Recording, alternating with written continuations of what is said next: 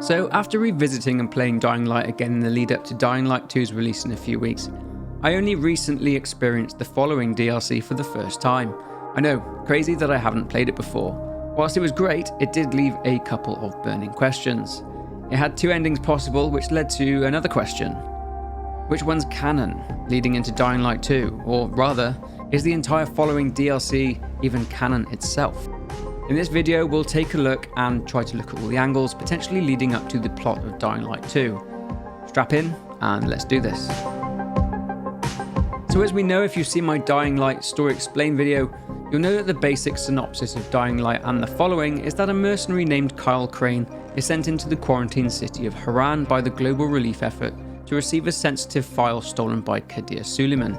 So in a condensed poor man's version of the plot, Crane enters the city, but upon arrival is bitten and infected. He meets a group of survivors in a place called the Tower. Some survivors are infected and rely upon a virus suppressant called antizin. Anyway, Suleiman, now having reinvented himself as a warlord named Rice, reveals to Crane that the GRE want the file as they're planning to weaponize the virus and sell it for profit. Rice leaks the contents of the file to the world anyway. Long story short, two doctors called Zera and Camden were working on a cure, but eventually the research hits a brick wall. With the survivors in the city running out of antizin, Kyle searches for an alternative cure, which leads him to the countryside outside of the city. He meets a cult called the Children of the Sun, who worship a figure called the Mother, who has an elixir which can apparently cure people, even those who have been bitten. Basically, Kyle eventually meets the Mother, but she is in fact revealed to be a sentient form of an aggressive zombie mutation called a volatile. The elixir doesn't even turn out to be a cure, it's a substance which turns humans into sentient volatiles like her. Kyle has two choices.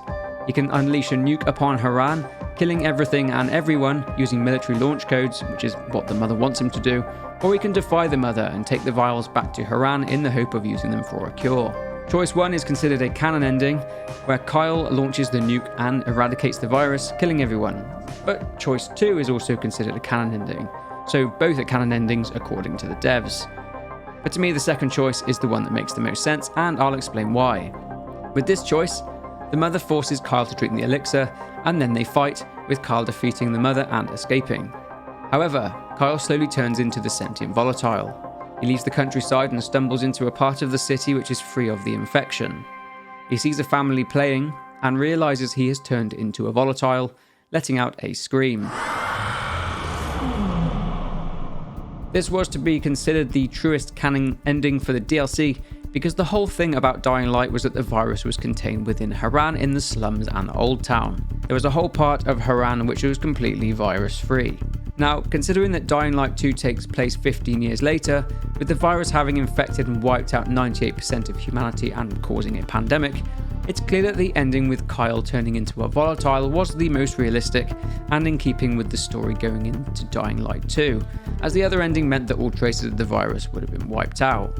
It's clear from Dying Light 2 that the city it takes place in, only known as the City, is located somewhere in Europe and is one of the last remaining large human settlements remaining. The virus got out and spread outside of Haran, and the only real plausible way is through Kyle being a volatile and attacking the family playing in the park in the safe zone, and the infection spread from there. Unstoppable. I mean, it's also possible that volatile Crane was captured by the military after causing chaos in the safe zone, but this doesn't make sense. If something was causing that much destruction, you'd just destroy it, so I very much doubt it's that. Remember that Crane wasn't just like any volatile, he was similar to the Mother in that he was sentient.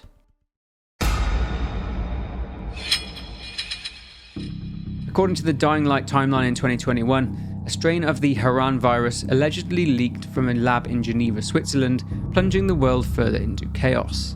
This incident, known as the Fall, led to the collapse of society we see in Dying Light 2. In the Dying Light 2 prequel comics, sometime later in 2025, something called Black Monday occurs, on which the General, which, in keeping with most zombie tropes, has lost his mind and orders aerosolized chemicals, basically an unfinished vaccine, to be dropped as a mist onto a city called Villador. The vaccine itself had an 83% success rate with minor side effects. Well, it's safe to say that the operation went horribly wrong, as most people in the city ended up turning into infected. A vaccine was actually found a few days later by a scientist, but the data for it sits inside a necklace worn by a now infected individual known as the Banshee. It's safe to say that Haran's story is finished, and another story has already begun. I guess that's why the devs mentioned that the following endings are both canon, seeing as both technically led to the destruction of Haran, just in different ways. You end the game the way you want to end it. I guess that's what they were going for. They confirmed there will be references to Haran in Dying Light 2, but none of the characters from Dying Light 1 will appear. It needs to be mentioned as well that apparently the two choices in the following only indirectly affect the events of Dying Light 2. So I guess from this, the choice is yours to make. Just roll with whatever ending you want to when you roll into Dying Light 2. But again, the following ending which makes the most sense to me is the one where Kyle got infected and let loose on the safe zone of Haran. Given that in Dying Light 2 the virus is referred to as the Haran virus, indicates that the virus strain which destroyed the entire world originated from Haran. Kyle being the unfortunate dude who was the catalyst makes perfect sense. But that is it for this short video. I can't wait for Dying Light 2 to drop. Leave a like on the video, leave your thoughts below, and subscribe to the channel to support. But for now, safe running, and I will see you in the next one.